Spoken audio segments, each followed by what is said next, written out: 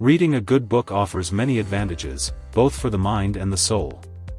It stimulates imagination, improves focus, and enhances vocabulary while also providing valuable knowledge and fresh perspectives. Books can reduce stress by offering an escape into different worlds, stories, and ideas, giving readers a sense of relaxation and peace.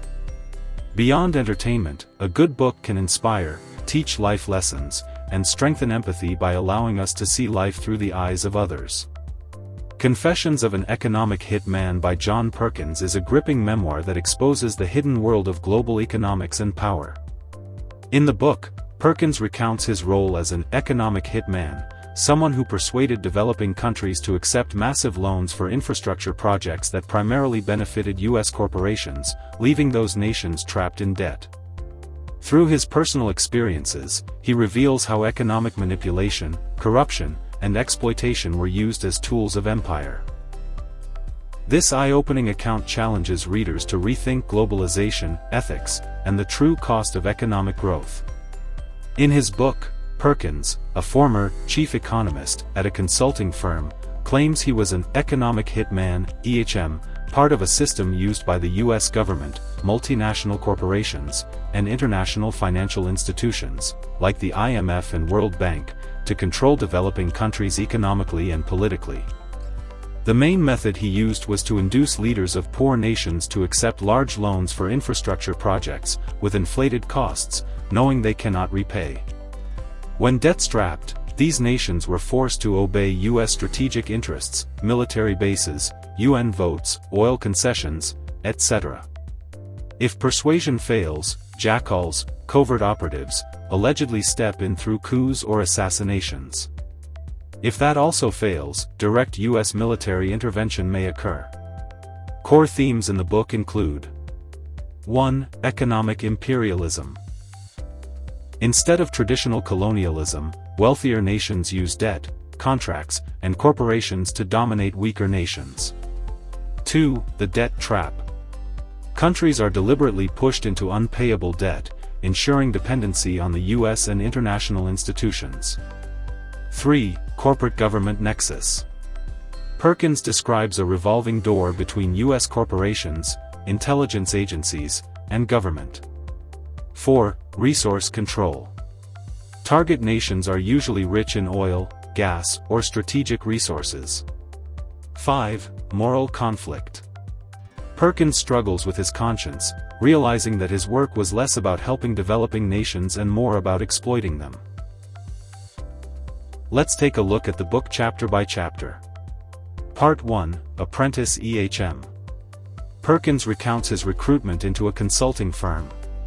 His role was creating overly optimistic economic forecasts to justify massive loans from the World Bank and U.S. banks. Projects were designed to benefit U.S. corporations, engineering, construction, while leaving poor nations in debt. For example, in Indonesia, he helped design energy programs that mainly enriched elites and foreign firms. Part 2, EHM in action. Perkins details cases in Ecuador, Panama, and Saudi Arabia. In Ecuador, oil projects destroyed rainforests, enriched elites, and left the nation burdened with foreign debt. In Panama, Omar Torrijos, leader at the time, resisted U.S. pressure. Perkins describes Torrijos as a nationalist who wanted Panama to benefit from the canal. Torrijos later died in a suspicious plane crash, which Perkins implies may have been an assassination. In Saudi Arabia, Perkins helped negotiate a deal. Saudis recycled petrodollars by investing oil profits in U.S. banks, while U.S. firms modernized Saudi infrastructure. In return, the U.S. guaranteed security for the royal family. This cemented U.S.-Saudi relations. Part 3, The Jackals and the Fallouts. When leaders refused cooperation, coups or assassinations often followed. Perkins names Torrijos, Panama, and Jaime Roldos, Ecuador, as victims. If jackals failed, the U.S. military would intervene. Some examples are cases in Iraq and Panama under Noriega. He describes these as layers of U.S. power projection. 1. EHM, economic persuasion. 2. Jackals, covert operations. 3. Military force.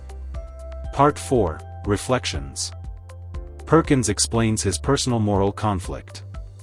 He left the industry but initially stayed silent, partly out of fear and partly due to the comfort of wealth.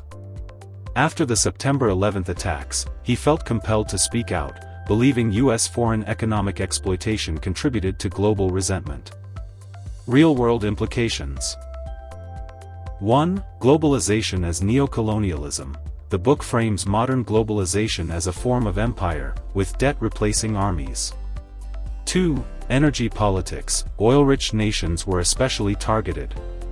Perkins links Middle Eastern policies to the U.S.'s pursuit of energy security. 3. U.S. foreign policy. The U.S. policy has a pattern: economic pressure, covert intervention, military action. 4. Environmental destruction. Many projects devastated local environments and indigenous populations. 5. Ethical responsibility. Perkins urges readers to rethink how consumer demand, corporate profits, and government policies contribute to systemic exploitation. Modern applications of Perkins' framework. 1. Iraq, 2003, present. EHM phase. Before the 2003 invasion, U.S. corporations tried to integrate Iraq into the global oil economy. Deals were offered to Saddam Hussein's regime for oil development under U.S. terms, but Saddam resisted. Jackals phase. Assassination attempts and destabilization were tried against Saddam, some going back to the 1990s. Military phase. When these failed, the U.S. invaded Iraq in 2003. Oil concessions and reconstruction contracts afterward heavily favored U.S. firms like Halliburton and Bechtel. Perkins' parallel. Iraq illustrates the last resort stage military force when economics and covert operations fail. 2. Afghanistan, 2001 to 2021. EHM phase. Afghanistan's location is strategic for pipelines and mineral wealth. Consultants promoted development plans, but governance challenges and warlords complicated debt-based dependency. Military phase. Unlike Iraq, Afghanistan bypassed the EHM step. The U.S. used direct military intervention after September 11 attack. Post-war economic pressure. Even after withdrawal in 2021, Afghanistan's economy remains crippled through sanctions, frozen reserves, and conditional aid, creating dependency. 3. Latin America, 2000, today. Ecuador and Venezuela. Ecuador under Rafael Correa resisted IMF World Bank debt traps, renegotiating contracts with oil companies. Perkins actually praised Correa's stance. However, Ecuador later returned to borrowing when oil prices fell. Venezuela under Hugo Chavez resisted both EHMs and Jackals. After failed coup attempts, 2002, the U.S. used sanctions instead of open invasion. Perkins' parallel, economic warfare, debt, sanctions, has replaced some traditional military interventions. 4. China's Belt and Road Initiative, BRI, reverse EHM. Perkins' ideas resonate with critics of China's BRI. China offers massive infrastructure loans, ports, railroads, energy projects, to developing nations. When countries struggle to repay, China gains leverage, for example, Sri Lanka handing over Hambantota port on a 99-year lease. Critics say China is using the same debt-based imperial model Perkins described, but from the opposite geopolitical side. 5. Africa, the resource trap. Countries like Mozambique, Zambia, and Ghana have taken huge loans for infrastructure, often promoted by foreign consultants and banks. When prices of commodities, like copper or oil, drop, they can't repay. IMF then demands austerity measures, privatization, and resource concessions. Perkins would argue this is textbook economic hitman strategy. Debt, dependency, and loss of sovereignty.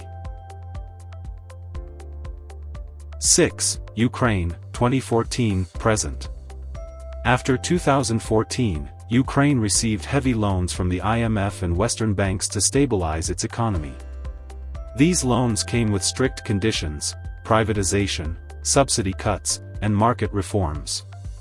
Perkins' framework suggests this locks Ukraine into dependency, aligning it economically with Western interests. Russia's parallel strategy, energy blackmail, debt leverage, mirrors the same economic imperialist model. Lessons and parallels. Debt as control tool, whether through US-led institutions, World Bank, IMF, or China's BRI, debt traps remain central to geopolitics. Jackalls today, instead of coups and assassinations, today's jackalls often operate as sanctions, cyber warfare, disinformation campaigns, or covert funding of opposition groups. Military force as last resort, Iraq, 2003, is the clearest example post-Perkins, but today, economic and hybrid warfare are more common than outright invasions. Global shift: the US is no longer the sole economic hitman. China, Russia, and even regional powers, Turkey and Saudi Arabia, now employ similar strategies. Criticism and controversy. Supporters view the book as a whistleblower's insider account, exposing the darker side of globalization. Critics argue Perkins exaggerates, provides little documentation, and simplifies complex geopolitical and economic issues. Despite this, the book has been influential in sparking debates on globalization, corporate ethics, and US foreign influence. Confessions of an Economic Hitman is both memoir and political exposé. Perkins describes a hidden system where developing nations are ensnared in debt, their sovereignty compromised, and their resources redirected to serve US strategic and corporate interests. The book raises moral questions about economic justice, global inequality, and the responsibility of individuals within powerful systems. Have you read the book? What do you think about the book? Let us know your ideas. Thank you for watching.